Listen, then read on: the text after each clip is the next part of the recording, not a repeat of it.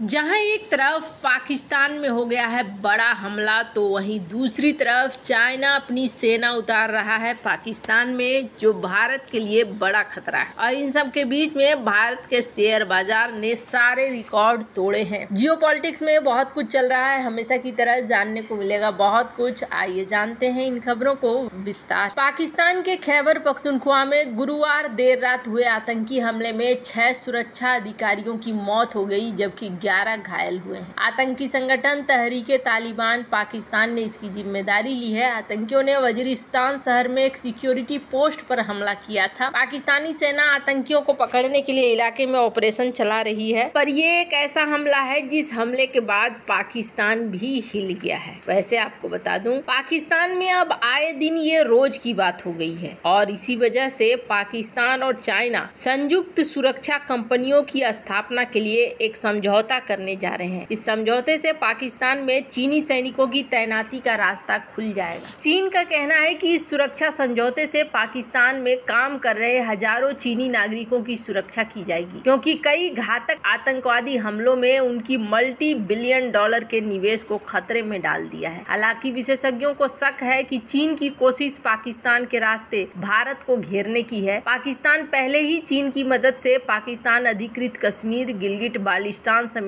कई इलाकों में सैन्य इंफ्रास्ट्रक्चर को तेजी से मजबूत कर रहा है। निकी एशिया की रिपोर्ट के अनुसार दोनों देशों में सुरक्षा समझौता होने के बाद चीनी सैनिक पाकिस्तान के अंदर काम कर सकेंगे। हालांकि चीन ने अपनी सेना तैनात करने का प्रस्ताव पहले भी दिया था, लेकिन तब पाकिस्तान ने चीनी प्रस्ताव का विरोध जताया था। अब नए समझौते के बाद चीनी नागरिकों को बख्तरबंद गाड़ियों में इधर उधर ले जाया जा सकता है। पाकिस्तान के शीर्ष निवेशक चीन ने हाल के सालों में अपने नागरिकों पर हुए कई घातक हमलों के बाद भविष्य के सौदों को लेकर इस्लामाबाद को कड़ी चेतावनी दी है। माना जाता है कि हजारों चीनी नागरिक पाकिस्तान में सीपेक समेत कई दूसरी परियोजनाओं पर भी काम कर रहे हैं। पाकिस्तान में आतंकवादी घटनाओं में लगातार बढ़ोतरी हो रही है। इसमें सरकार गिराने की कोशिश करने वाले कट्टरपंथी इस्लामवादी से लेकर दक्षिण पश्चिमी बलूचिस्तान में अपना राज कायम करने वाले अलगाववादी भी शामिल हैं। बलूचिस्तान में ही ग्वादर बंदरगाह है, जो $60 बिलियन से ज्यादा की लागत वाले चीन पाकिस्तान आर्थिक गलियारे का अहम स्थान है। पाकिस्तान ने भी बलूचिस्तान के संसाधनों का दोहन करने के लिए अपने ही नागरिकों पर जबरदस्त अत्याचार किए हैं। चीन ने अपने नागरिकों की सुरक्षा के लिए पाकिस्तान पर कड़ी कार्रवाई करने का दबाव डाला। चीन की विश्वव्यापी बेल्ट एंड रोड इनिशिएटिव का एक प्रमुख घटक सीपेक पाकिस्तान से होकर गुजरता है। अधिकतर चीनी नागरिक इसी परियोजना को पूरा करने के लिए पाकिस्तान में हैं, लेकिन उन पर अलगाववादियों और कट्टरपंथियों के हमले बढ़ रहे हैं। ऐसे में चीन ने पाकिस्तान से अपने नागरिकों को बख्तरबंद गाड़ियों से लाने और ले जाने का दबाव डाला। निकी एशिया ने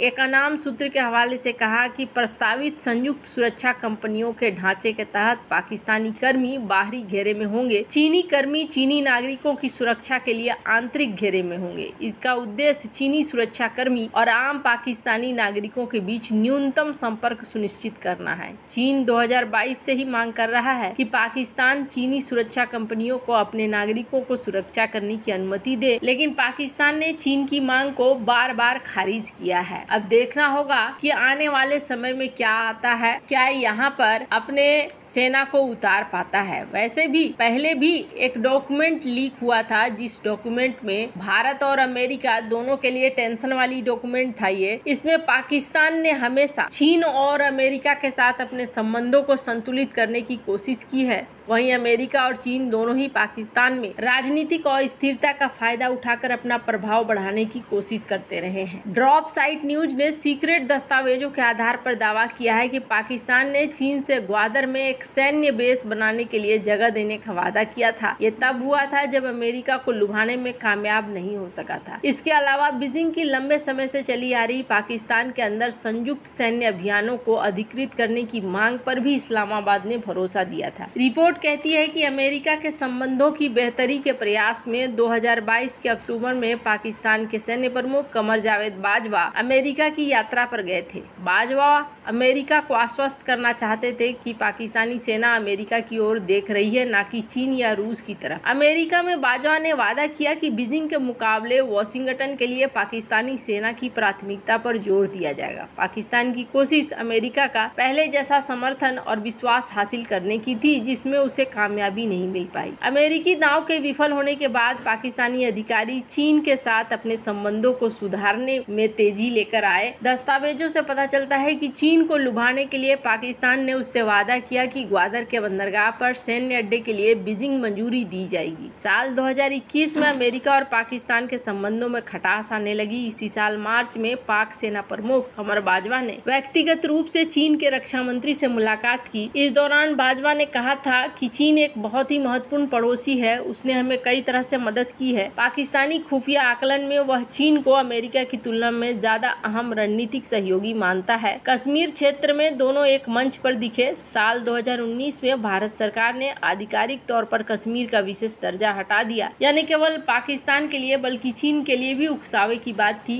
क्योंकि इसने भारत के विवादित लद्दाख क्षेत्र पर चीन के क्षेत्रीय दावे पर सवाल उठाया। 2020 में चीनी और भारतीय सैनिकों के बीच झड़पें भी हुई। पिछले एक दशक से चीन के लिए पाकिस्तान सीपेक के नाम पर भारत के खिलाफ कहीं न कहीं यहाँ पर एक ऐसी स्थिति बना रहा है जो स्थिति भारत के लिए आने वाले समय में खराब हो सकती है। जहाँ एक तरफ ये सब कुछ चल रहा है, वहीं दूसरी तरफ शेयर बाजार में आज बम्पर उछाल देखने को मिला है। मुंबई शेयर बाजार का अंक 900 अंक चढ़कर 84,000 के मनोवैज्ञानिक स्तर को पार कर गया है। इस तेजी से निवेशकों में उत्साह का माहौल है। बाजार भी पॉजिटिव बना हुआ है। ये उछाल आर्थिक गतिविधियों में सुधार और वैश्विक बाजारों की मजबूती के कारण हुआ है। नेशनल स्टॉक एक्सचेंज का निफ्टी भी 300 अंक उछलकर 25,716 अंक तक पहुंच गया है। सेंसेक्स के 30 शेयरों में सबसे ज्यादा तेजी Mahindra and Mahindra, JSW steel, Maruti and power grid में देखने को मिली है। 12 बजे तक 26 शेयर बढ़त के साथ कारोबार कर रहे हैं, वहीं 4 शेयरों में गिरावट दिख रही है। सेंसेक्स गुरुवार को 83,184 अंक पर बंद हुआ। ये शुक्रवार को 83 अंक पर मजबूत खुला। निवेशकों की ताबड़तोड़ लिवाली के झोंके में एक समय यह 84,240 अंक के ऊंचे स्तर पर पहुंच गया है। अमेरिका में ब्याज दरों में कटौती की संभावना है। इसी के साथ उम्मीद है कि विदेशी निवेशक पैसा उभरते बाजारों में वापस लाएंगे। भारत को बहुत फायदा होगा। घरेलू स्तर पर पहले से ही मजबूत लिक्विडिटी है। कैप और स्मॉल कैप इंडेक्स में तेजी आई है और एक दिन की गिरावट के बाद PSU शेयरों में भी बढ़त देखने को मिली है।